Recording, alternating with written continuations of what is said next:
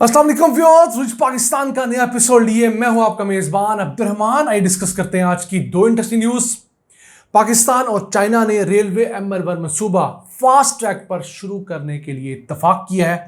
पाकिस्तान के वजीर प्लानिंग एहसन इकबाल इस वक्त चाइना के दौरे पे हैं और चाइनीज NRDC इदारे के वाइस चेयरमैन ने यह बाकायदा एक मंजूरी दी है।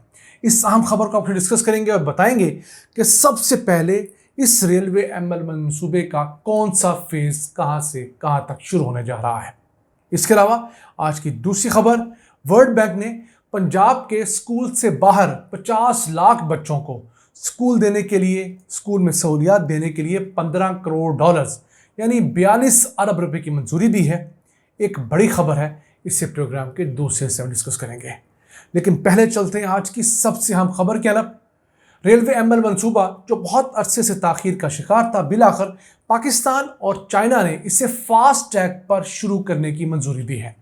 पाकिस्तान के वजीर प्लानिंग एहसन इकबाल इस वक्त चाइना के दौरे पे हैं। वहां पर उनके इदारे NRDC national development and reforms commission ने इस ML मंसूबे को फौरी तौर पर शुरू करने की मंजूरी दी है।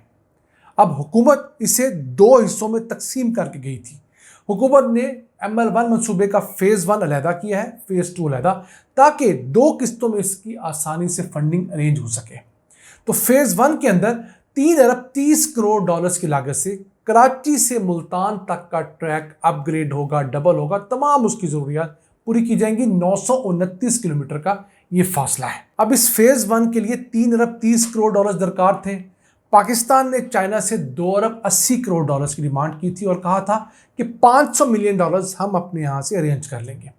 चाइना ने 2 अरब 80 करोड़ डॉलर्स में से 1 अरब 10 करोड़ डॉलर्स देने का ऐलान तो किया है, इब्तदाई तौर पर फुल फंडिंग करने का। लेकिन अगर ये काम शुरू भी हो जाता है तो मैं समझता हूँ एक बहुत बड़ी अचीवमेंट होगी पाकिस्तान की, क्योंकि ये मंसूबा पिछले साल 2014-15 से लिंगर होता चला जा रहा है। अब पहले इस मंसूबे को शुरू इसलिए किया जाएगा कि ये वो फेज़ है जिसके अंदर सबसे ज़्यादा पटरी से ट्रेनें उतरती हैं। ट्रेन की पटरी ख़राब है, पुरानी है, क्योंकि सबसे पहले इसी पैच के ऊपर ट्रेन की पटरी बिछी थी। यहाँ पर जो पुल है वो भी पुराने हैं, बाकी मामला भी ख़राब है। तो ये वाला पैच पहले ठीक होगा। उसके बाद फेज़ 2 के अंदर मुल्तान से पेशावर तक का जो पूरा फेज़ है उसमें 797 किलोमीटर का ये पूरा पैकेज कंप्लीट किया जाएगा। उसके 3 अरब 36 करोड़ डॉलर्स बाद में हम लोग रेस करेंगे। याद रहे, रेलवे ML1 मंसूबा पहले 1872 किलोमीटर तवील था, उसे चाइना की डिमांड पर हमने कम करके 1726 किलोमीटर किया है। फिर इसकी वजह से इसकी जो कॉस्ट 9 अरब 70 करोड़ डॉलर्स थी, उसे कम करके हम लोगों ने 6 अरब 70 करोड़ डॉलर्स किया है।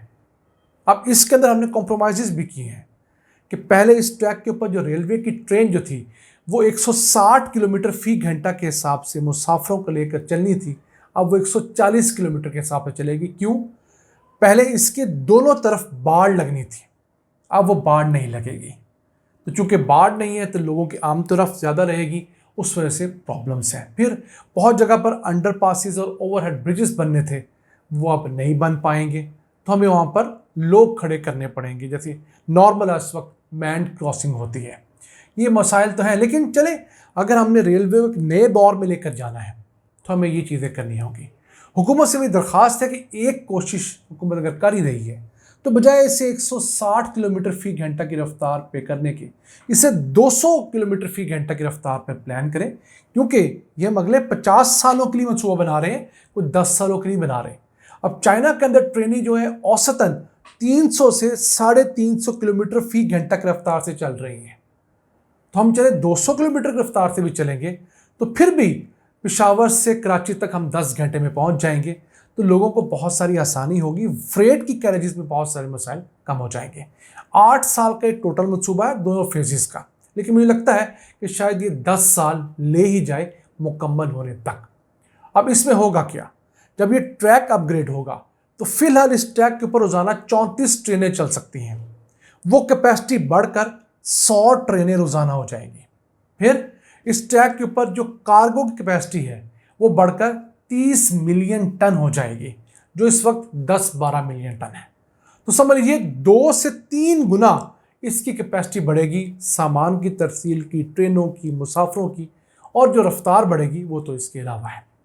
आगे चलते हैं आज की दूसरी हम खबर को डिस्कस करने। वर्ल्ड बैंक ने पंजाब के अंदर स्कूलों से बाहर 50 लाख बच्चों को तालीम देने, स्कूलों तक पहुंचाने के लिए 15 करोड़ डॉलर्स की मंजूरी दी है। यानी 42 अरब रुपए वर्ल्ड बैंक पंजाब हुकूमत को देगा और पंजाब हुकूमत अपने प्राइमरी स्कूल्स को अपग्रेड करेगी, जिससे 50 लाख ऐसे बच्चे जो स्कूलों से बाहर हैं उन्हें स्कूलों तक लाया जाएगा। इसके साथ साथ कुछ 7,000 स्कूलों के अंदर जो हेडमास्टर्स हैं उन्हें अच्छी फैसिलिटी दी जाएंगी। यही नहीं, 1,65,000 असातिज़ा को अच्छी सहूलियात मिलेंगी और 3,000 ऐसे असातिज़ा को जो कि नॉन ट्रेडिशनल स्कूल्स में हैं, बैठक स्कूल वगैरह में, उनको ये सहूलियात दी जाएंगी।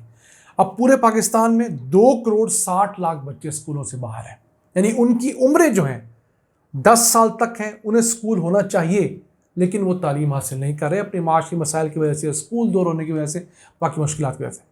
उनमें से 1 करोड़ 30 लाख बच्चे तो पंजाब के अंदर है। तो एक अच्छा इनिशिएटिव है। अगर यही तरीके से हम बच्चों को स्कूल लाने में कामयाब हो जाएं, उन्हें बेहतर सहूलियात दें, वालदैन को कन्विंस करें और फिर थोड़ा सा डंडा भी उनको दिखाएं कि जनाब आपने बच्चे पैदा किए हैं पैसे कमाने के लिए नहीं, इस मुल्क की तामीर और तरक्की के लिए, अपने मुस्तकबिल के लिए, तो इन्हें पढ़ाएं। तो उस सिलसिले में हुकूमत अगर इस तरह का इनिशिएटिव लेगी, क्लासरूम्स को डेवलप करेगी, 5,400 क्लासरूम्स तो इस वर्ल्ड बैंक की स्कीम के तहत अपग्रेड होने हैं। तो इन तमाम मामलात के बाद हमें उम्मीद है कि पाकिस्तान के अंदर ये स्कूलों के अंदर बच्चे जाने की जो रफ्तार है वो तेज़ होगी, उससे पाकिस्तान में म्यार ज़िंदगी बुलंद होगा। अब आप सिर्फ ये देखिए कि अगर किसी कौम के 2 करोड़ 60 लाख बच्चे स्कूल ही नहीं गए तो उस कौम ने आज से 10, 15, 20 साल बाद कहाँ खड़े होना है, जब इन बच्चों ने अपने लड़कपन में जाना है, जवानी में जाना है, अनपढ़ होंगे, ये क्या काम करेंगे? ये कोई काम नहीं कर सकते। फिर छोटे मोटे ये रोज़गार ढूंढेंगे और मुल्क की तरक्की को कहीं पीछे ले जाएंगे। आज भी वक्त है कि हम लोग वर्ल्ड बैंक के साथ अपनी जेब से भी इतने ही पैसे डालें। क्या है 42 अरब रुपया हुकूमत के लिए? इससे 2 गुना ज़्यादा रकम तो हुकूमत MNS को दे देती है अपने हलकों में बांटने के लिए। तो अगर 50 लाख बच्चे वर्ल्ड बैंक हमें स्कूल ले जाके दे रहा है तो 50 लाख बच्चा हम क्यों नहीं लेकर जाते? 1 करोड़ बच्चा एक बहुत बड़ी तादाद होगी। हाँ, 1 करोड़ 30 लाख सारे के सारे बच्चे तो स्कूल जा नहीं पाएंगे, इसमें हमारी हुकूमतों की भी कमी है, वालदैन की भी कमी होगी। लेकिन अगर हम 70-80% आउट ऑफ स्कूल बच्चे स्कूल जाने में कामयाब हो जाते हैं, उन्हें कम से कम 5वीं 8वीं तक पढ़ा लेते हैं, वो थोड़ी बहुत हिसाब किताब तालीम हासिल करते हैं, तो यकीन कीजिए थोड़ी सी फ़नी तालीम के साथ उन्हें माशरे का अच्छा शहरी बनाया जा सकता है।